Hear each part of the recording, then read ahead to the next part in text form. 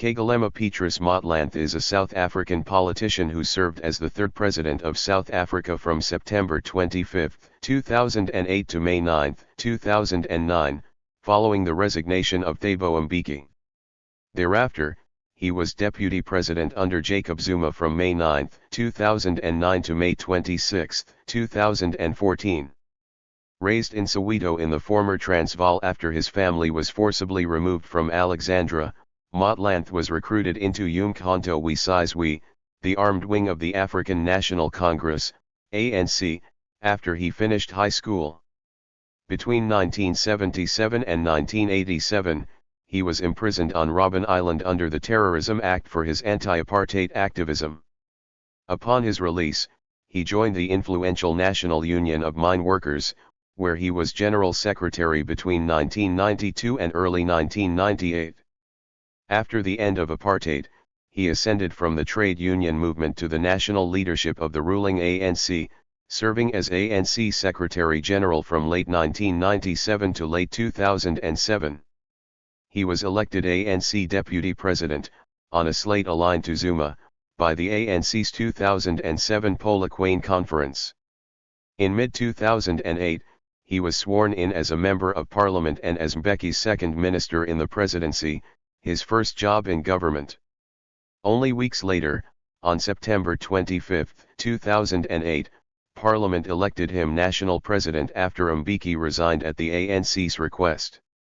Motlanthe was widely understood to be a compromise candidate and to be leading a caretaker administration until the 2009 national election.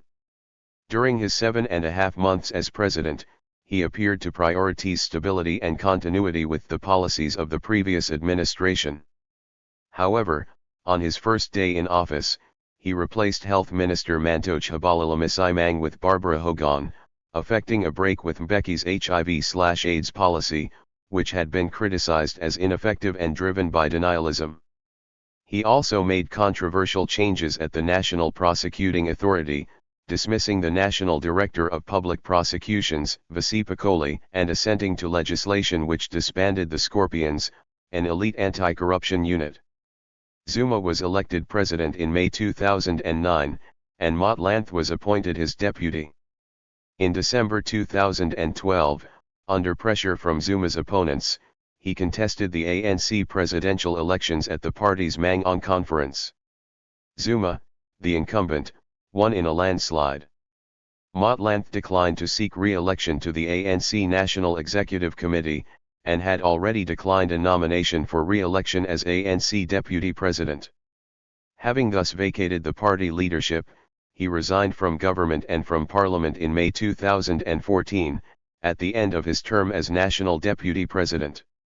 Variously and at various times perceived as an ally of each of the other living presidents, Mbeki, Zuma, and his trade union colleague Cyril Ramaphosa, Motlanthe was reputed to be a highly skilled political operator by the time he became president. However, he has always kept a low public and political profile. He is seen as holding broad respect in the ANC, and is frequently characterized as one of its preeminent left-leaning intellectual. Motlanthe was born on July 19, 1949 to a family in Alexandra, a township outside Johannesburg in the former Transvaal, now Gauteng. He is named for his maternal grandfather, Kgalema Petrus, who was a councillor in Benoni and later a community leader in the newly established township of Daveyton.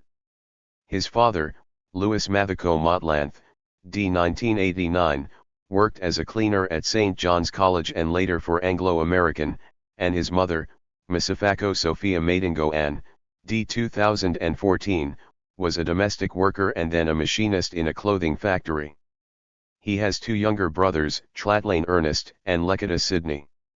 He attended Folasho Primary School, an Anglican missionary school in Alexandra, until his family was forcibly removed to Meadowlands, Soweto. In 1964, the Anglican Church awarded him a bursary to study in Swaziland, but the Bantu Affairs Department of the apartheid government denied him permission to leave the country. He therefore attended Orlando High School in Soweto, and he played soccer as a teenager. He has said that the Anglican Church was an important influence on his early development, especially the community of the Resurrection sect to which Archbishop Trevor Huddleston belonged and which, during his childhood, was visible for its community work in the townships. As a child, he was an altar boy and considered becoming a priest. In later years, he was influenced by black consciousness. After matric, which in South Africa means completing final year of high school, Motlanthe got a job, which he held until his arrest, supervising township liquor stores in the commercial unit of the Johannesburg City Council. During this period, in the 1970s, he was recruited into the underground of UMkhonto Sizwe, the armed wing of the African National Congress, ANC, which had been banned in South Africa since 1960. His MK unit was initially concerned with recruitment but was later instructed to form a sabotage unit and to help smuggle MK cotters in and out of the country's borders. It was during this period that he first met Jacob Zuma, also an underground MK operative.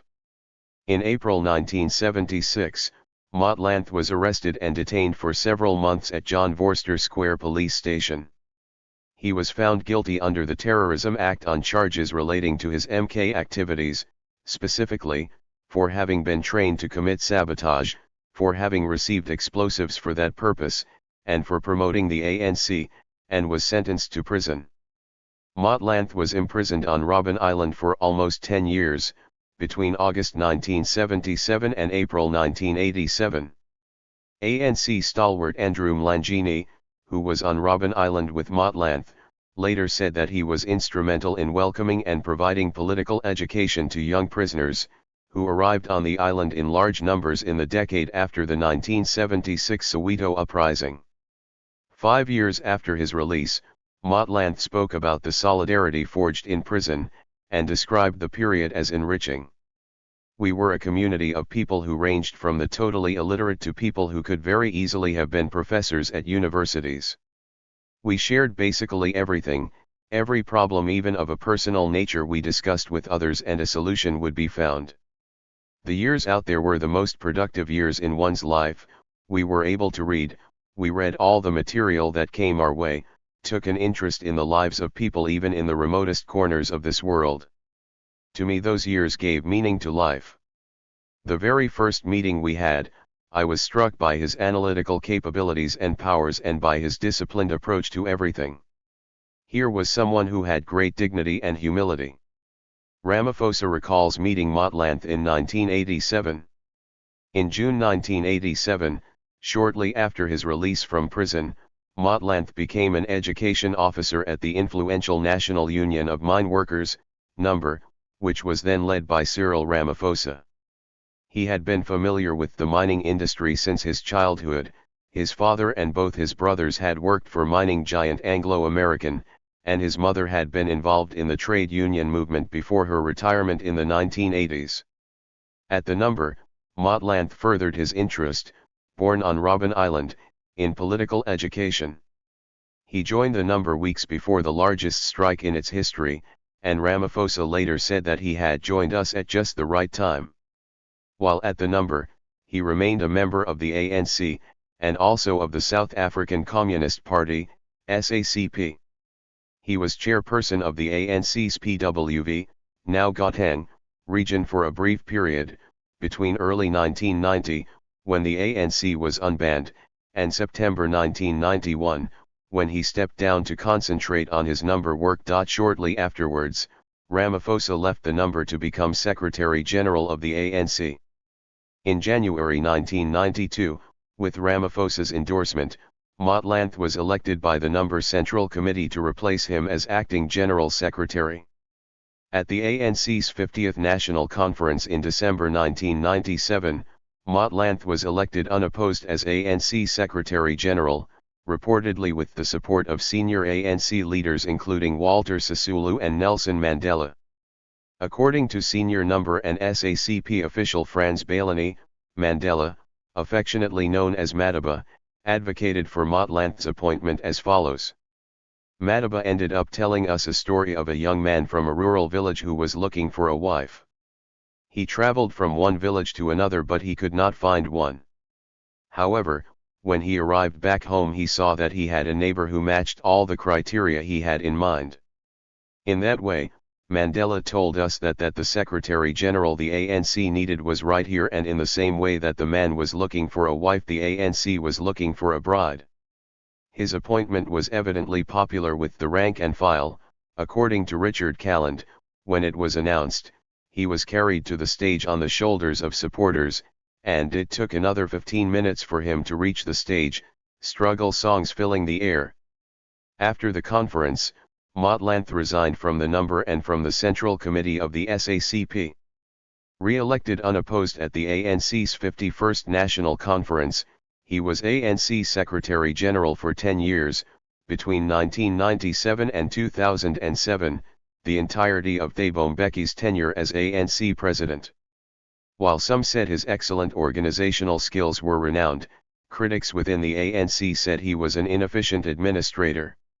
However, there was a momentous increase in ANC membership during his tenure, from under 386,000 members in 1997 to more than 620,000 in 2007.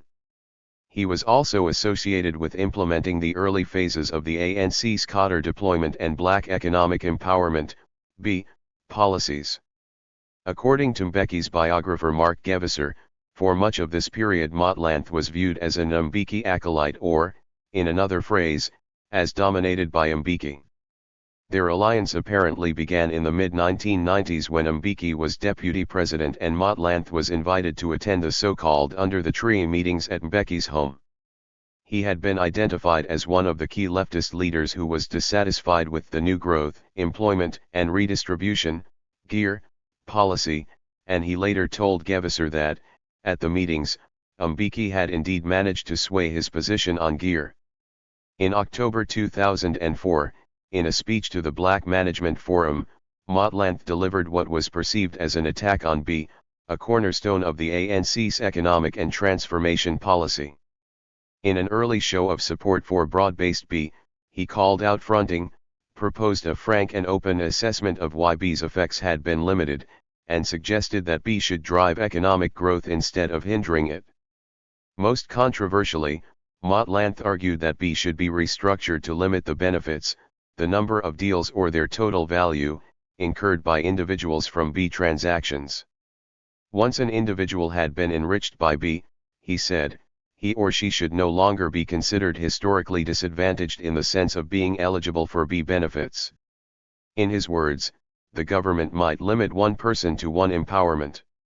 His rationale was that the narrow base of B beneficiaries limited the success of the current policy, which he said had been characterized by transfer of wealth instead of genuine economic transformation. This was particularly controversial because many of the individuals who comprised that narrow base of B beneficiaries were ANC stalwarts or donors. Towards the end of Motlanthe's time as Secretary General, the so-called hoax email scandal broke. The scandal revolved around a cache of emails that were released to journalists in 2005, shortly after Mbeki had fired Zuma as National Deputy President. The emails ostensibly showed a group of ANC politicians and government officials discussing how to discredit Zuma, who was Mbeki's major political rival, and Motlanthe himself.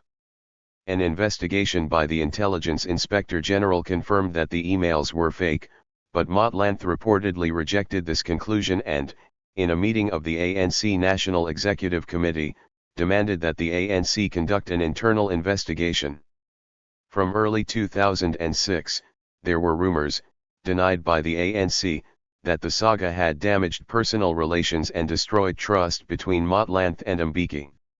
The Mail and Guardian said that it had also hurt Motlanthe's image of being above the fray. The question that we must answer is, where is the ANC? When elected leaders at the highest level openly engage in factionalist activity, where is the movement that aims to unite the people of South Africa for the complete liberation of the country from all forms of discrimination and national oppression? When money changes hands in the battle for personal power and aggrandizement, where is the movement that is built around a membership that joins without motives of material advantage and personal gain? When lists favored by a chosen grouping are rammed down the throats of branches, without the benefit of political discussion, where is the ANC? Motlanthe's report to the Polokwane Conference, December 17, 2007. On December 18, 2007, the ANC's 52nd National Conference, held in Polokwane, elected Motlanthe Deputy President of the ANC. He beat Nkosazana Dlamini Zuma comfortably, receiving 61.9% of the vote. His last act as Secretary General was to deliver a memorable organizational report to the conference, criticizing various wings of the party and especially the outgoing National Executive Committee, which he said had failed to resolve problems relating to factionalism and branch-level fraud. The conference also saw incumbent ANC Deputy President Jacob Zuma elected to the ANC presidency, deposing Mbeki in the culmination of a bitter leadership contest. There is debate about the extent of Motlanthe's role in Zuma's success. Motlanthe later condemned the practice of voting for candidates on slates, saying that he had held as far back as Polokwane that it was harmful to internal democracy in the party. Nevertheless, it is understood that Motlanthe ran on the Zuma-aligned slate of candidates, with Dlamini Zuma as Mbeki's preferred candidate, though he was also at the top of the pro-Mbeki camp's list of recommended candidates for the National Executive Committee. Political analyst Susan Boyson claims that Zuma and Motlanthe had fallen out over Mbeki's handling of the Oilgate scandal and hoax email scandal, and suggests that Motlanthe used his detailed knowledge of the ANC's branches to help engineer Zuma's campaign, to the extent that he co-directed the mobilization against Mbeki. Similarly, Alec Russell of the English Financial Times reported that Motlanthe had fallen out with Mbeki and was aligned to Zuma in the Zuma-Mbeki rivalry. Chris McGreal of the English Guardian said that he played a leading role in ousting Mbeki and installing Zuma. On the other hand, local journalist Ranyini Munasamy claims that Motlanthe did not take a clear position in favor of either candidate until the conference itself, and that, as Secretary General, he was focused on trying to hold things together and had to rise above the camp warfare. He was certainly involved in attempting to maintain discipline during the conference. On the first day, he confiscated partisan placards from some delegates and took the stage to restore order when the session devolved into shouting from Zuma supporters. Ebrahim Harvey later said that his open, frank, and courageous report and interventions increased his stature in the party, and Gavasser agrees that he was the hero of Polokwane. In the aftermath of the Polokwane conference, Mbeki remained national president, although he was likely to be replaced at the expiry of his term by Zuma, who was expected to be the ANC's presidential candidate in the 2009 national election. Motlanthe, on good terms with both factions, was viewed as a key figure in easing the transition between Mbeki and Zuma, and sources said that he had been lined up to take over Zuma's post if the latter was convicted on the corruption charges pending against him. In March 2008, the newly elected ANC National Executive asked Mbeki to appoint Motlanthe to his cabinet. At that point, Motlanthe was effectively unemployed, having vacated the full-time position of Secretary General, and the appointment was intended to facilitate the transfer of power from Mbeki's administration to Zuma and also to Motlanthe himself, who had never served in government before but who was expected to become National Deputy President in 2009. Both Mbeki and Motlanthe were initially opposed to this proposal, with Motlanthe later explaining that he had thought his appointment to cabinet would have been setting a wrong precedent, which says that once you have been elected at conference into a leadership position you have the right to be accommodated in the government. Nevertheless, he was sworn in as a Member of Parliament on May 20, 2008, filling a casual vacancy, and on July 18 was sworn in as a Member of Cabinet. He was appointed the second minister in the presidency. Esop Pahad was the first, as well as leader of government business. He later joked that he had been told that the appointment was apt because he was interested in business. The leader of government business does not actually deal with business in the sense of enterprise, but rather coordinates between parliament and cabinet. By the time of his appointment, and thereafter, Motlanthe was viewed as Zuma's right-hand man. Ultimately, Motlanthe served as a minister for just over 2 months. On September 20, 2008, Mbeki announced his resignation from the presidency. He had been recalled by the ANC National Executive following allegations that the criminal corruption charges against Zuma were the result of political interference by Mbeki. As a party political body, the National Executive Committee did not technically have the authority to remove Mbeki from government office, but it could have instructed the ANC-controlled parliament to remove him. In the same way, it could ensure the ascension of its presidential successor of choice, who would be indirectly elected by parliament. On September 22, while the resignation was still being formalized, Zuma said that the ANC would not confirm its choice until after the vote, but hinted to the press that it was Motlanthe, saying, "I am convinced, if given that responsibility, he would be equal to the task." However, Jacob Zuma, the incumbent Speaker of the National Assembly and an ally of Zuma, was also viewed as a possible candidate. On September 25, 2008, Parliament elected Motlanthe President of South Africa by secret ballot. Having been nominated by ANC MP Ben Turek, he received 269 votes, against 50 votes for the opposition candidate, Jose Main of the Democratic Alliance, DA, with 41 ballots spoiled. He was sworn in the same day. Backbenchers at the parliamentary session which elected Motlanthe sang pro-Zuma songs, but it was reported that his appointment had broad support within the ANC and in the business community, and even among opposition parties. In Parliament, opposition politician Peter Mulder of the Freedom Front Plus alluded to the possibility that Motlanthe might come to challenge Zuma's dominance. "To Mr. Zuma I want to tell a story. 2 Afrikaners in the olden days were on their way with a wagon and 8 oxen. That evening they unharnessed the oxen and went to sleep in the bush next to the road. At midnight they heard lions roaring around the camp. Quickly and anxiously they harnessed the oxen and dashed away. When the sun came up that morning they saw that in their haste they had harnessed 7 oxen and one of the lions. The 2 looked at each other and said, 'It was easy to hastily harness the lion in the dark, but how do we now unharness it again?' The ANC harnessed Mr. Motlanthe as a lion today in the dark and current crisis, and we wish him well with that. Does the ANC also know how to unharness a lion, should it be necessary? Mine is not the desire to deviate from what is working. It is not for me to reinvent policy. Nor do I intend to reshape either cabinet or the public service. In a turbulent global economy, we will remain true to the policies that have kept South Africa steady, and that have ensured sustained growth." Inaugural Address, September 25, 2008.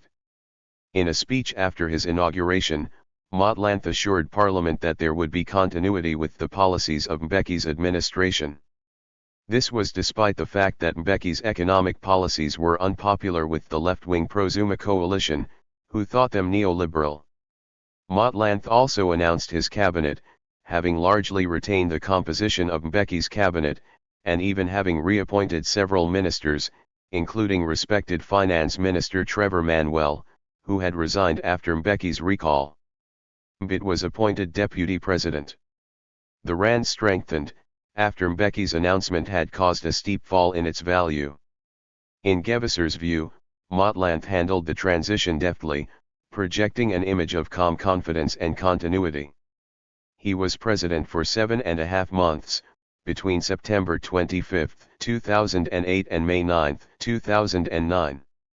He gave his first and only State of the Nation address on February 6, 2009, and in his speech he, as expected, refrained from announcing any new plans, given that an election was scheduled for later that year.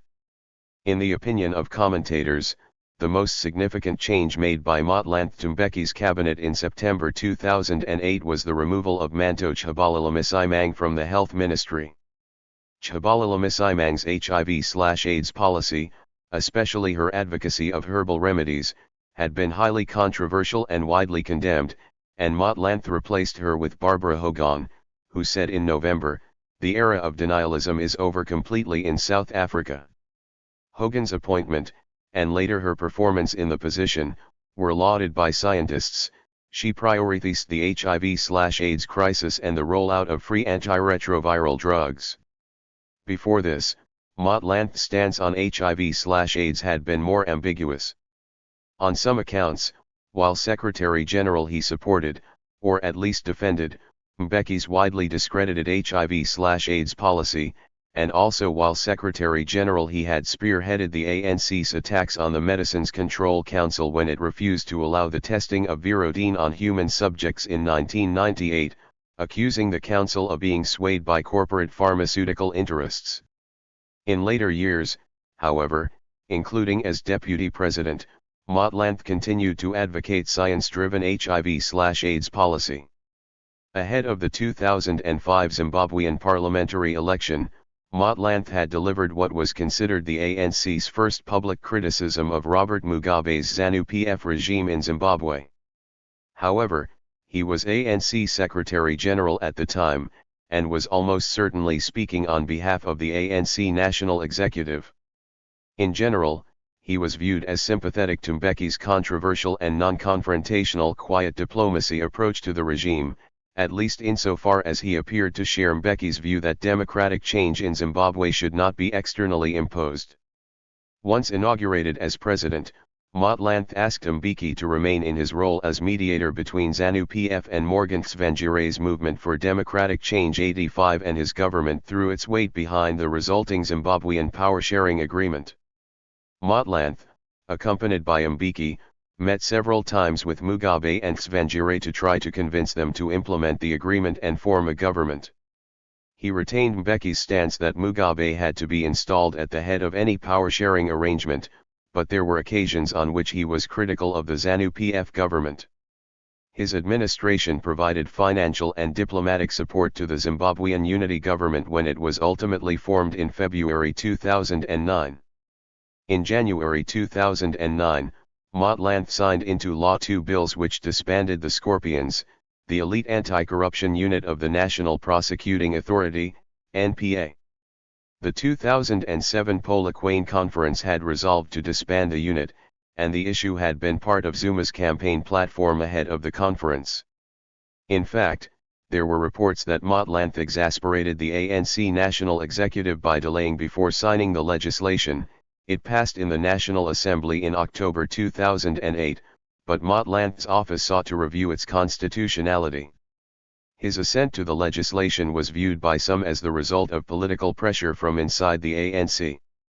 During the same period, there were also rumors that the ANC was pressuring him to sign a controversial amendment to the Broadcasting Act, which governed the state broadcaster, the SABC.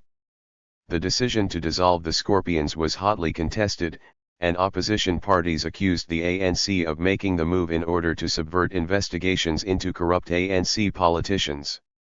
Controversially, the Hawks, the unit which replaced the Scorpions, subsequently shut down the Scorpions' investigation into the 1999 arms deal, a $30 billion defense procurement package from which several senior ANC politicians, including Zuma, were accused of unlawfully profiting.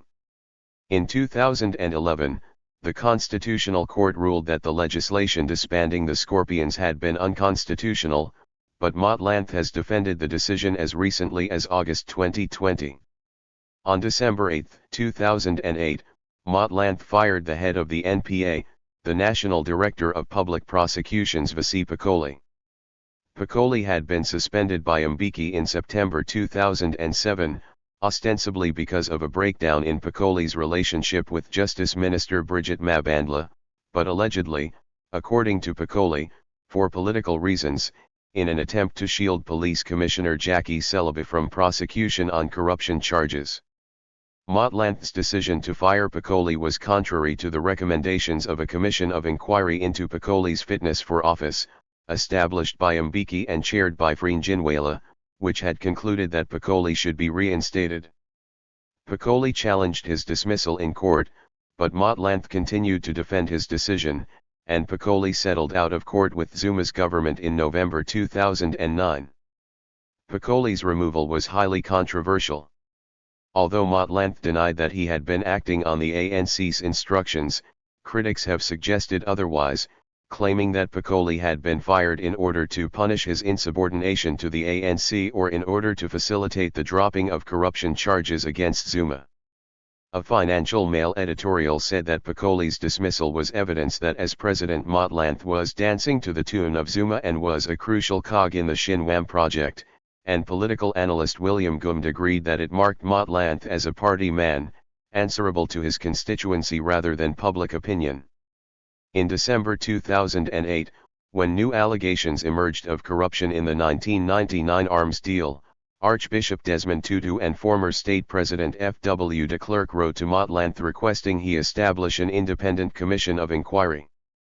Their call was supported by several politicians and civil society groups. Motlanthe declined and, adhering to the party line, said that criminal investigations, which he promised were ongoing, were the correct tool for probing the deal. From the time of his appointment, Motlanthe was perceived as a caretaker president. This was not based on the legal status of his administration or election, but on the understanding that Zuma, not Motlanthe, would be the ANC's presidential candidate in the 2009 elections. Towards the end of Motlanthe's presidency, there were rumors that Zuma's allies had grown concerned about Motlanthe's heightened profile as president and were suspicious that he might attempt to challenge Zuma. However, in January 2009, Motlanthe reiterated his and the ANC's support for Zuma, and said that Zuma would stand as the ANC's presidential candidate even if his corruption charges were reinstated. As deputy president, Motlanthe filled various official duties, including as chairperson of the National Energy Advisory Council, the National AIDS Council, the Human Resource Development Council, and, until mid-2013, the National Nuclear Energy Coordination Committee. He also chaired the Interministerial Committee on the 2010 Soccer World Cup, which was held in South Africa. In January 2011, there were unconfirmed media reports that former President Mandela was seriously ill, causing public panic. In a press conference which received international attention, Motlanthe reassured the public and admitted that the government's communication had been poor. The Daily Maverick complimented his handling of the situation. However, some suspected that Motlanthe was increasingly frozen out of important official business by Zuma, especially after he challenged Zuma for the ANC presidency in 2012. While president, Motlanthe had been praised for sending the Film and Publications Amendment Bill, which included pre-publication censorship provisions, back to Parliament, citing concerns about its constitutionality. As deputy president, he became involved in public discourse around further controversial government proposals which would affect press freedom and access to information. In September 2010, the ANC's National General Council resolved that Parliament should begin the process of setting up a state-regulated media appeals tribunal. The next month, following a summit with the South African National Editors Forum, Motlanthe announced a reversal of this position, and said that the media would be given a chance to review its own self-regulatory mechanisms first. He was perceived as having stronger democratic tendencies than others in the cabinet on freedom of expression issues. In 2011, public attention turned to the Protection of State Information Bill, which would extend the state's power to regulate access to classified state information and which was fervently opposed by the media, civil society groups, opposition parties, and the ANC, the Congress of South African Trade Unions, COSATU. A key issue of contention was the inclusion of a public interest defense exemptions clause. In September 2011, there were reports that the ANC was divided over the bill, with dissenters led by the party political committee, chaired by Motlanthe. In November 2011, Motlanthe told the press that there could be a meeting point between the government and the bill's opponents over the public interest clause. He acknowledged as valid the press's argument that any public interest defense would have to be tested by the courts, and also promised that the bill would not be rammed through Parliament by the ANC. Right to Know, a respected non-profit, declared, "We don't trust Motlanthe on this one." Indeed, the ANC Parliamentary Caucus proceeded to process the bill, and the draft was adopted by the National Assembly 2 weeks after Motlanthe's comments. When asked about it in Parliament, he continued to advocate further negotiations about the bill's contents. Julius Malema, the president of the ANC Youth League and previously among Zuma's most vocal supporters, was expelled from the ANC in February 2012 for insubordination. By then, elements of the Youth League had begun to call for Motlanthe to succeed Zuma, and Motlanthe appeared at political rallies with Malema even after he was expelled. Motlanthe had himself been critical of Malema's conduct in the past. Indeed, they had had a major public spat in 2008, when Motlanthe criticized Malema for saying that he was willing to kill for Zuma and criticized the broader Youth League for its verbal attacks on the judiciary. However, while deputy president, he had been involved with attempting to mediate with malcontent Youth League leaders. In October 2012, the Sowetan reported that, in a meeting with the SACP and unions at which Zuma was also present, Motlanthe had expressed disagreement with how Zuma had handled the conflict with Malema, arguing that the ANC should have met with the Youth League to discuss their grievances. Earlier that month, an authorized biography of Motlanthe had been published in which he made the same argument. The saga was seen as having damaged his relationship with Zuma. Ahead of the ANC's 53rd National Conference, there were rumors that the so-called Anyone But Zuma, ABS, camp planned to nominate a candidate to challenge Zuma for the ANC presidency, and effectively therefore for the national presidency, since the ANC was overwhelmingly likely to win the 2014 general elections. In the run-up to the conference, it was apparent that Motlanthe and Zuma's relationship had deteriorated, and Motlanthe argued against a key Zuma-endorsed policy proposal at an ANC policy conference in June, implying that it was nonsensical and laced with smatterings of Marxist jargon. By then, he was viewed as a possible challenger to Zuma's incumbency. In October 2012, he told the Financial Times that the ANC required renewal, but evaded questions about his own willingness to stand for the party presidency, saying that the decision was up to the party branches, which are responsible for proposing nominees for the top leadership positions. Indeed, Motlanthe was a staunch adherent to ANC norms which disapproved of overt campaigning for party political leadership positions. It was about ensuring that the ANC continues to have faith in the process of elections as an instrument which is meant to strengthen the organization. Once you do away with elections in an organization and you arrange leadership, how else are you going to say the country elections are important? Motlanthe explains his reasons for challenging Zuma, July 2013. By early December, he was the overwhelming choice among Zuma's opponents to challenge the incumbent, and, although the branch nominations favored Zuma overall, Motlanthe was formally nominated by the provincial branches of Gauteng, Limpopo, and the Western Cape, and by the Youth League. Motlanthe told journalists that he was agonizing over his nomination. On December 12, days before the conference, it was reported that he had agreed to accept the nominations and challenge Zuma. He appeared to be a reluctant candidate. The ANC's influential tripartite alliance partners, the SACP and COSATU, supported Zuma's presidency but wanted Motlanthe to remain deputy president. However, when the conference began in Mangaung in December, Motlanthe unexpectedly declined the nomination to stand for re-election as deputy president, meaning that he would be removed from the top six leadership if he did not win the presidency. Ramaphosa, who had retired from politics over a decade earlier, was announced as the Zuma-endorsed candidate for the deputy presidency, a move viewed as a strategic attempt to outsmart and punish Motlanthe, whose constituency was presumed to resemble Ramaphosa's, given their shared union backgrounds and polished reputations. On December 18, Zuma won the leadership election by a landslide, with Motlanthe receiving just under 25% of the vote. In a famous photo by Greg Marinovich taken just after the announcement of the result, Motlanthe held up two fingers in the sign for victory.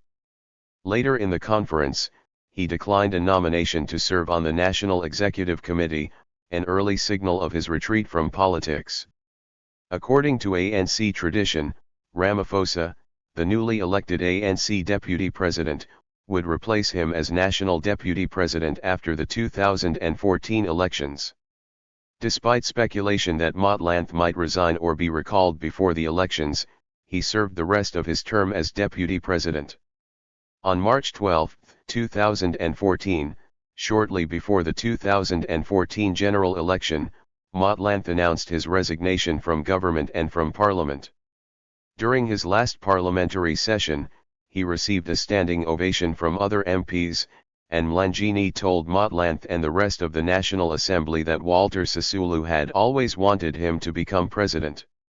Motlanthe made an emotional farewell speech to the House, describing the ANC as his extended family and reflecting on the importance of a multivocal society.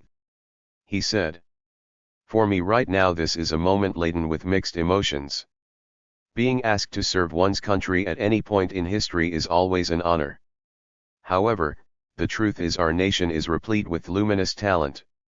Not only that, at some point serving leadership must give way, so that new blood, fired up with life-changing ideas, can take society to a higher level of development. Necessarily, the time comes when all leaders, as H. G. Wells advises, should lead as far as they can and then vanish. Their ashes should not choke the fire they have lit. I would not let my ashes choke the verdant future that is beginning to assume some discernible outlines on the horizon. I am happy to have played the small part history has assigned me.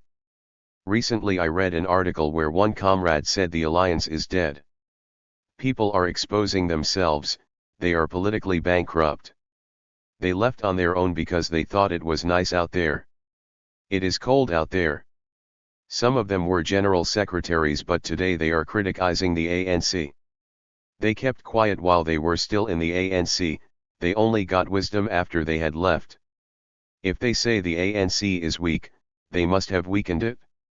Since his retirement, Motlanthe has frequently been critical of the ANC's condition, and he became an outspoken opponent of President Zuma during the latter's second term of office, when allegations emerged of widespread political corruption in Zuma's administration. As early as 2015, Motlanthe was perceived as tacitly deprecating Zuma's leadership in the press. In an interview with the Business Day, he made various comments critical of the ANC leadership, including that he had decided not to seek re-election for the ANC National Executive at the 2012 Mangaung Conference because, in an interview in March 2016, though not directly using Zuma's name, Motlanthe spoke of an integrity gap in the ANC and criticized leaders who failed to take accountability and resign from office when warranted. In January 2017, he called explicitly for Zuma and the party's other top 6 leaders to resign. 2 months later, presenting a eulogy at the funeral of Ahmed Kathrada, his friend and an ANC stalwart, Motlanthe received a standing ovation when he quoted from a letter sent to Zuma by Kathrada in 2016, in which Kathrada had asked Zuma to step down from the presidency. Motlanthe pointed out that Zuma had never responded to the letter and said, "On a day like this we should not mince words. We should say it like it is." In April 2017, repeating his call for Zuma to resign, he said of the Zuma presidency that MPs would have learned their lesson ahead of the next presidential election and would now be aware that, it's always important to elect someone who is honest and of integrity, and not an incorrigible person. He is presumed to be allied to Ramaphosa, who is now national and ANC president, although in 2019 he told the Sunday Times that the ANC's condition had deteriorated since Ramaphosa's election as ANC president. Motlanthe remains active in the ANC, and he campaigned door-to-door for the ANC in Soweto ahead of the 2016 local elections. After he resigned, it was reported that he would become the dean of the ANC's new political school, as first announced by Zuma at the end of the Mangaung Conference in 2012. The ANC's OR Tambo School of Leadership ultimately was not established until 2019, but Motlanthe has indeed been appointed its chairperson. In April 2021, the ANC's National Working Committee asked him to oversee talks between competing factions in the party's highly divided Free State branch. He also chaired the ANC's Internal Electoral Committee in the run-up to the 2021 local elections, overseeing the selection of the party's electoral candidates. Under his leadership, the committee decided to exclude from competition all potential candidates accused of corruption or misconduct. The Kgalema Motlanthe Foundation was established in 2018, with a mission statement encompassing socio-economic development, access to knowledge and education, and human rights and social inclusion in South Africa and in Africa more broadly. Ramaphosa made a speech at the foundation's launch in KwaZulu-Natal. In 2017, Motlanthe chaired the high-level panel on the assessment of key legislation and the acceleration of fundamental change, a government panel which made significant findings on land reform, leading to the Pietermaritzburg High Court's 2021 finding against the Inganyama Trust. In March 2018, he chaired the African Union's election observation mission to the 2018 elections in Sierra Leone. Later that year, Zimbabwean President Emmerson Mnangagwa appointed him chairperson of a commission of inquiry into post-election unrest in Harare, during which state forces had killed several civilians. He has been a member of the Global Commission on Drug Policy since March 2019.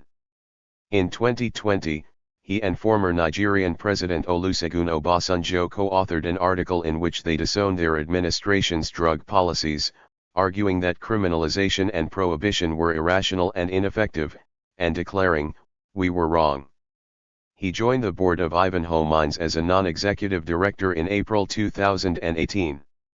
He is also a trustee of the Nelson Mandela Foundation, and on January 23, 2021 the foundation announced that its top executives would be stepping down, pending a misconduct investigation, and that Motlanthe and two other trustees would lead the foundation in the interim. Among the biggest scandals in the ANC during Motlanthe's tenure as Secretary General were two closely related scandals revolving around the ANC's relationship with businessman Sandy Majuli and his company Imvium Holdings, the recipient of state contracts worth R1.74 billion. First, in 2004, the Mail and Guardian reported that Majuli's companies had purchased Iraqi oil, some of which was later sold to the South African state, under the widely abused United Nations, UN, Oil for Food program, possibly on the basis of Majuli's ostensible political access, and contingent on the payment of surcharges, in this context, illegal kickbacks, to the Iraqi regime. Later, in 2005, the same newspaper reported that Imvium had donated R11 million to the ANC shortly after receiving a R15 million advance on a state contract. Finally, topping off both scandals, it presented evidence that Imvium was effectively a front for the ANC. Motlanthe was seen as having a case to answer. In December 2000, and possibly on other occasions, Motlanthe had belonged to an ANC delegation that had traveled to Baghdad with Majuli to meet with Iraqi officials, presumably to broker the oil for food deals, and he had written to the Iraqi government saying that Majuli had the ANC's full approval and blessing.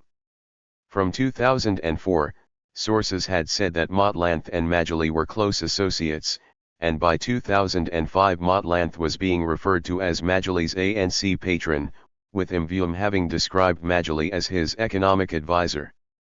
The Volcker Committee also mentioned Motlanthe as a key player in the oil for food deals. In 2006, Mbeki appointed advocate Michael Donan to investigate possible misconduct, but the commission never completed its work. In journalist Stephen Grotz's phrase, the conventional wisdom became that Motlanthe had been involved in the deals. In December 2011, Zuma released the interim report of the Donan Commission, which focused primarily on the allegations against Motlanthe and on others against Tokyo sex whale. The report was widely viewed as exonerating Motlanthe. Donan rejected the Volcker Committee's views and concluded that Motlanthe's intentions had been innocent. The Mail and Guardian dissented, arguing that the Donan Commission had not fully and properly investigated the allegations against Motlanthe. In July 2005, while Motlanthe was Secretary General, the Sunday Times reported that the state-owned land bank had funded a black economic empowerment deal from which Motlanthe was set to profit. The bank had provided R800 million, a very large loan, at over 40% of the bank's reserves, for Pamoji Investment Holdings to purchase 49% of Food Corp. Both Motlanthe and Mandai Pico, an advisor to Mbeki, had a stake, in Motlanthe's case, 0.15%, in Pambai Trust, which owned 8% of Pamaji. Motlanthe was a beneficiary, not a trustee, of Pambai, and Pamaji said that he had not been aware of the transaction while it was taking place. Moreover, the loan had apparently been arranged by the Industrial Development Corporation, not directly by Pamaji. However, the loan was controversial, and the DA called for the public protector to investigate. The public protector's investigation cleared Motlanthe of misconduct. In March 2012, the Sunday Times printed an allegation, supported by Barry Oberholzer, that in 2011 Motlanthe's partner, Gugumchali, had been involved in soliciting a R104 million bribe from aviation company 360 Aviation. The bribe was allegedly intended to obtain government support, facilitated by Motlanthe, then deputy president, for a proposed sanctions-busting deal with the Iranian government. Motlanthe denied the allegation and asked the public protector to investigate. Both he and Mchali were cleared of wrongdoing. Soweto applauded Motlanthe's willingness to subject himself to public scrutiny and accountability. Motlanthe is known for being ferociously private. According to former minister in the presidency Frank Chikane, he did not invite any family or guests to his presidential inauguration. He is also known for his restrained, measured demeanor, although his friends inside the ANC report that he can be a great joker and that he frequently diffused bad moods among his Robben Island cohorts. The Financial Mail describes him as avuncular and mild-mannered, with an almost inborn presidential bearing. In 2008, journalist Fiona Ford wrote, using his nickname Kgalema, English, the elder or elder brother. There are few in the ranks of the ANC who have a bad word to say about Kgalema. To them he is the silent but strong force that exudes calm in a moment of panic, a man whose cool-headed outlook sees him through many a tough time. His is the voice of reason. He is an intellectual of note, a comrade whose door is always open. He possesses great wit which he unleashes with a dry sense of humor. Kgalema is also a man of principles. Many commentators agree that Motlanthe appeared to harbor little personal ambition for political advancement. In 2012, he told reporters that he was not a politician. In early 2009, while president himself, he told journalist John Carlin, "Being president means you have no life of your own. I actually don't like it. I think you have to be insane or very, very special." Indeed, in 2007, he had said that he would prefer overseeing Bafana, the national soccer team, to becoming president. His own paradigm of good leadership seems to exclude personal ambition. On one occasion, he explained, to volunteer leadership is the antithesis of democracy, which is about collective decisions and not individual ambitions. On another, he said, if you end up a leader it must be accidentally. However, Boysen argues that he probably had both the ability and the appetite to win another presidential term. According to Boysen, it was due to his adherence to the democratic centralism traditionally associated with the ANC that he opted not to push back against the instructions of the party. In either case, the grace with which he relinquished power to Zuma in 2009 has made him appear a trustworthy figure. But comrades, revolution is deliberate. Revolution is never by accident, revolution is deliberate and it is methodical. And so it is important that we must always test whether we are organized correctly to advance the revolution. Motlanthe, exhibiting characteristic moderation. On the other hand, Motlanthe's self-effacing personality has also been connected to certain criticisms of his leadership style. Critics say that he was inefficient, indecisive, and lacking a backbone, or indecisive at crucial times, too soft. Likewise, although his unflappable appearance and ability to rise above scrappy factional battles was sometimes perceived as a virtue, some supporters were disappointed by his detachment and unwillingness to be their hero, motivated by what they perceived as his desire to avoid a messy scrap and keep his image squeaky clean.